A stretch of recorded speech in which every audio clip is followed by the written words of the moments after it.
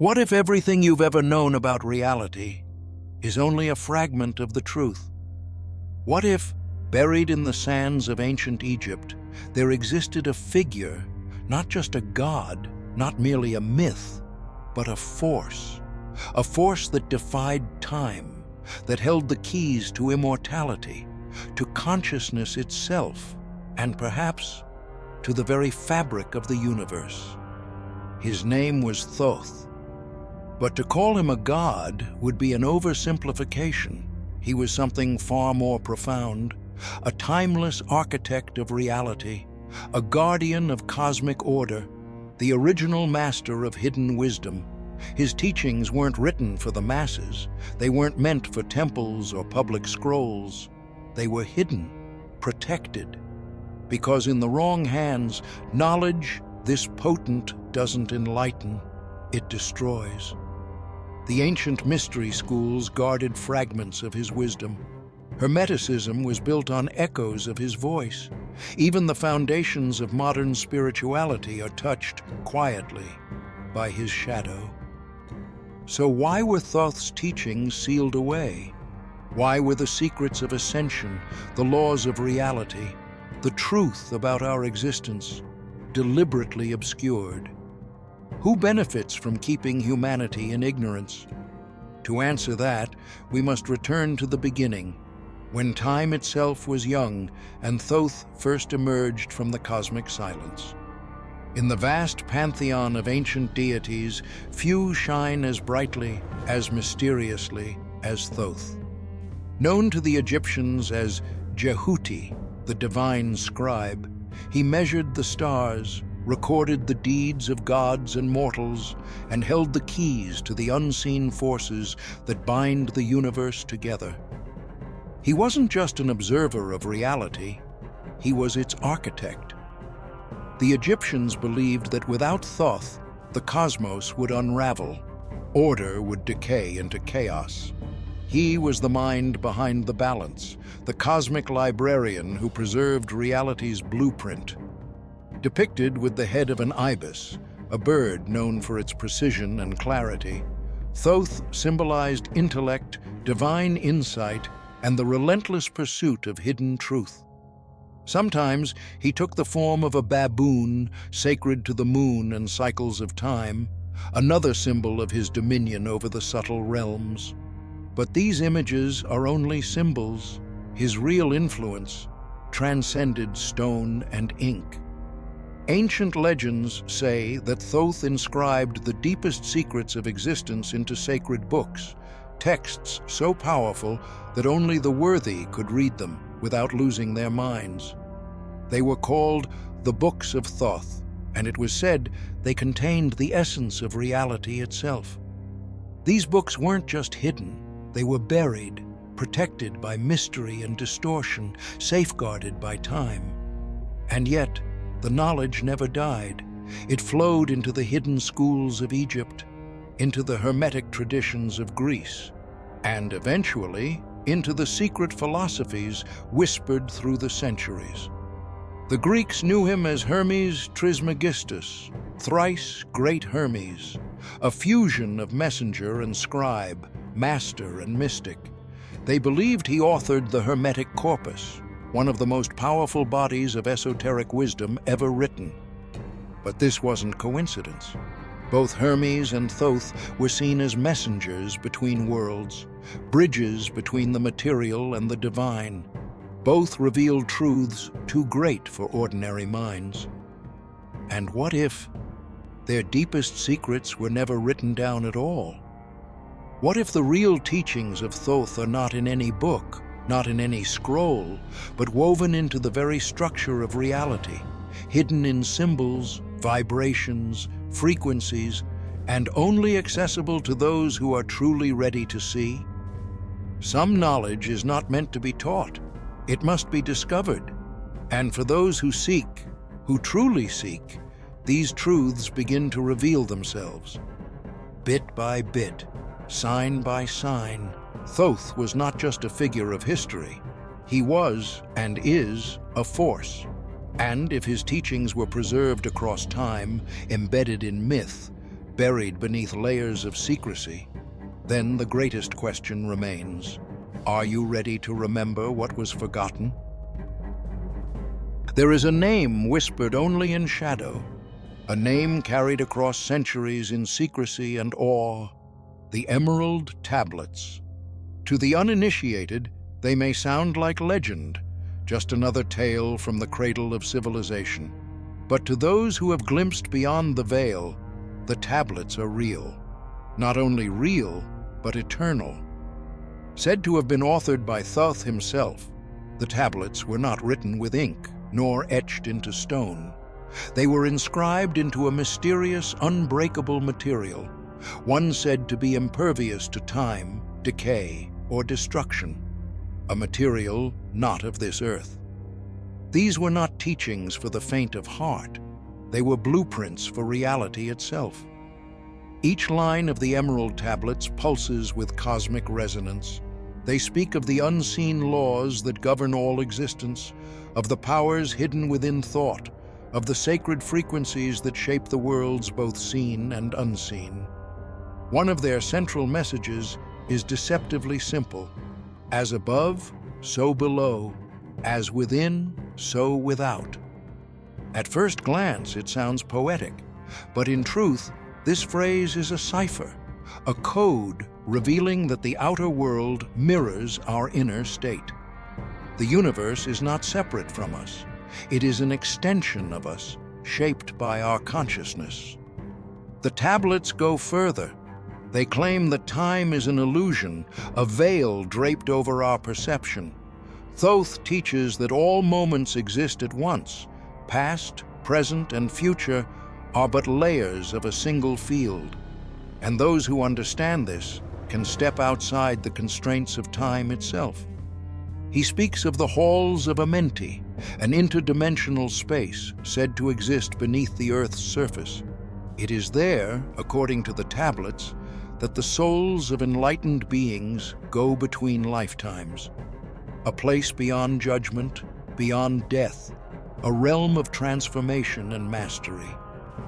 In these halls, Thoth says, there are beings, immortals, who do not reincarnate out of necessity, but by choice. They retain their awareness through the cycles, guiding humanity from behind the veil. This isn't metaphor. This is metaphysical science. The Emerald Tablets describe vibration not as metaphorical energy, but as the underpinning of all matter. Everything in existence vibrates. The frequency of this vibration determines whether something is physical or non-physical, dense or subtle, visible or invisible. If you master the frequency, you master reality. Modern quantum physics now echoes some of these ancient ideas: the observer effect, non-locality, entanglement. But where science searches for equations, the tablets offer wisdom born from experience. But here's the twist. Despite the tablets' significance, they are absent from mainstream academia, ignored by textbooks, omitted from the grand story of civilization. Why? Because the truths within them are too liberating. They don't just inform, they transform. They don't ask you to believe. They demand that you awaken. If you were taught from childhood that your thoughts shape your world, that your consciousness bends time and space, what kind of human would you become? And more importantly, what kind of world would you create? This is why Thoth's knowledge was hidden, not erased, but encrypted, encoded in myths, symbols, frequencies, preserved across ages for those willing to seek. So what happens when someone stumbles upon this wisdom? They begin to see, they begin to remember, and once you remember, you cannot return to sleep. The Emerald Tablets aren't just ancient relics, they are a key to remembering who you truly are. And now that you've seen the door, will you choose to open it? What if the Emerald Tablets are not the destination, but the beginning?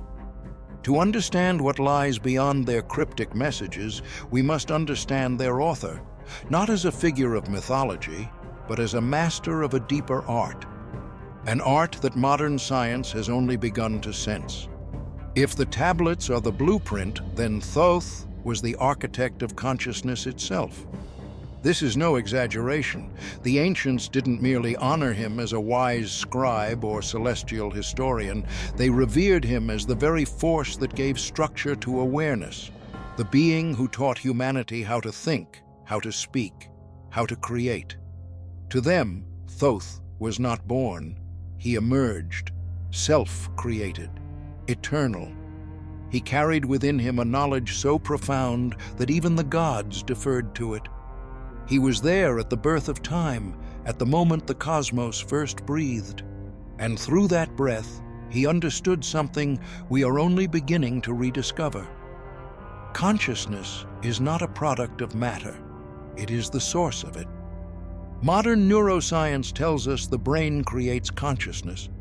But what if the reverse is true? What if matter arises from mind, not mind from matter? Thoth taught that reality is not fixed.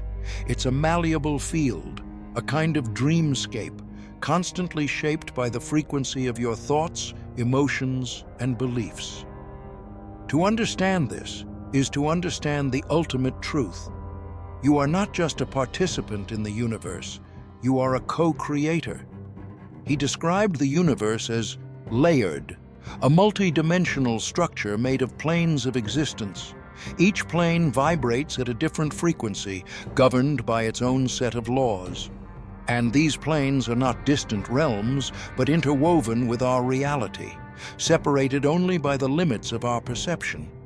The mind, Thoth said, is the key. The ancients were not speaking in riddles when they spoke of ascent. They meant it literally. Ascension was the process of tuning your consciousness to higher frequencies, of stepping into new layers of reality by changing your vibration. This is why so many spiritual traditions echo the same truths, that stillness, focus, and intent can lead to altered states, to divine connection, to unexplained phenomena. Thoth was the first to map this terrain. He spoke of the illusion of time, not as a poetic concept, but as a literal distortion. Time, he said, is not linear, but cyclical. It flows in spirals, loops, and fields. Past and future coexist, visible only to those who raise their awareness beyond the physical. In the Emerald Tablets, Thoth refers to the halls of Amenti, not just as a resting place for the soul, but as a temporal nexus, a place where time collapses, where masters gather to observe the unfolding of reality and, when needed, intervene. He claimed to be one of them, and he was not alone. According to esoteric traditions, Thoth was not merely an ancient teacher, but a recurring force, one who returns again and again under new names, new faces, guiding humanity through the ages. In Egypt, he was Thoth. In Greece, Hermes Trismegistus. In ancient Jewish mysticism, some believe he was Enoch, the prophet who never died but was taken into the heavens. Some even whisper he was Pythagoras, or that his wisdom guided the hand of Da Vinci, Newton, or other minds who saw beyond the known. If this is true, then reincarnation is not just a cycle of forgetfulness, it's a mission. Enlightened beings return not to repeat life, but to teach, to build, to preserve the code. The implications are staggering. It suggests that the soul, once awakened, does not dissolve into the cosmos, but becomes a navigator of it. That through knowledge, practice, and alignment, we too can remember past lives, tap into higher realms, and reclaim our role as co-creators. But here is where the mystery deepens even further. Thoth's teachings about consciousness were not just philosophical, they were practical. He gave methods, exercises, rituals, mantras. ways to stabilize the mind, open the inner eye, and communicate with higher planes. And while many of these have been lost, fragments survive in hermetic texts, alchemical works, and the oral teachings of mystery schools. Those who have studied these fragments speak of visions, of astral travel, of contact with intelligences beyond human understanding. Not fantasy, experience. But as always, this knowledge was not for all. Those who were not ready could be driven to madness. Because to see beyond the veil, to glimpse the machinery of reality, is to risk everything you thought was real. That is why Thoth's wisdom has always walked a thin line between revelation and danger, between salvation and ruin. But those who cross that line, who walk the razor's edge of awakening, find something astonishing. The universe is not dead matter. It is alive, and consciousness is its heartbeat. You are part of that heartbeat, not just a drop in the ocean, but the ocean in a drop. And once you realize this, you begin to wake up. This is why the teachings of Thoth remain hidden in plain sight. They are not secrets because they are unknown. They are secrets because they are ignored, because they require you to change, not just your beliefs, but your being. And now, the choice is yours. Will you ignore the call, or will you follow it into the unknown? Because if Thoth was right, then awakening isn't the end of the journey. It's where everything truly begins. Once you begin to awaken, there is no going back. Reality begins to unravel, not in chaos, but in clarity. You start to see through the veils that have covered your vision since birth. You no longer just exist within the world. You begin to shape it. But awakening is only the beginning. Thoth understood this. That knowledge, no matter how profound, is nothing without action. He did not preserve his teachings for passive observation. He left behind a blueprint, a living map for those willing to walk the path. The question now is not whether Thoth was real. It's whether you are ready to apply what he left behind. He taught that reality is shaped by thought. That belief is the most powerful force in the universe.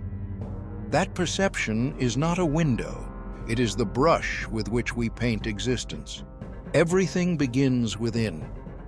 We've been conditioned to believe the external world is fixed, that fate is written in stone, that power is out there, beyond us, above us. But the truth is the opposite. You are not bound by what you see. You are bound by what you believe. Every institution built to govern humanity has been constructed around this single lie, that your mind is powerless, that your soul is small, that your destiny is not your own. But Thoth shattered that illusion. He taught that the divine is not something you worship, it is something you awaken within, and that changes everything. He spoke of vibration not as metaphor, but as mastery. The frequency you hold determines the reality you attract. Raise your vibration, and you shift dimensions. He described death not as an end, but a doorway. The body may decay, but consciousness continues. And those who master the passage can return, reborn, aware, eternal. This is not fantasy. It is the forgotten science of the soul. So why is it hidden? Because a population that knows its power is ungovernable. If you knew that your thoughts shape the world, if you knew that your awareness can transcend death, if you knew that you are a creator, not a creation, would you accept the world as it is? This is why Thoth's teachings were encrypted, not to be concealed forever, but to be protected until the time was right. And that time is now. More and more are waking up, not to conspiracy, but to consciousness, not to fantasy, but to frequency, not to rebellion, but to remembrance. because we are remembering who we are. The blueprint has always been here, in the emerald tablets, in the hermetic texts, in the sacred geometry of the ancients, in the whispers of dream and intuition, all pointing back to the same truth. You are not a victim of reality, you are its author. So, how do you apply this? Step 1. Perception. Shift your perception, and you shift your world. Stop reacting to life and start creating it. Challenge every belief that limits you, because most of them were never yours to begin with. Step 2. Vibration. Monitor your frequency. What you focus on expands. What you feel becomes fuel. You cannot fake a vibration. You must become it. Step 3. Intention. Set it clearly. Hold it firmly. Let it shape your decisions, your direction, your destiny. Step 4. Alignment. Live the truth you've remembered. Not occasionally, consistently. Let your inner world guide your outer path. Step 5. Courage. The system will resist you, not because you are wrong, but because you are free. Do it anyway. And step 6. Transmission. Once you know, you must share.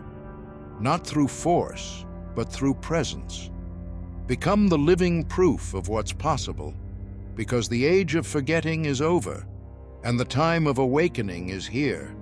But the greatest challenge is not waking up, it is staying awake. The illusion is seductive, comfortable, familiar, but you were not born for comfort. You were born for truth. And once you've tasted it, nothing else will satisfy. This is why Thoth left his legacy not in temples, but in time, not in scripture, but in symbols, not in commandments, but in consciousness. He encoded his teachings in the mechanics of reality, and for those with eyes to see, the signs are everywhere. So now the question is not whether the truth exists, it is whether you will follow it, whether you will remember, whether you will rise, because the door is open, the path is lit, and the ancient ones are watching, waiting, to see if you will become what you were always meant to be.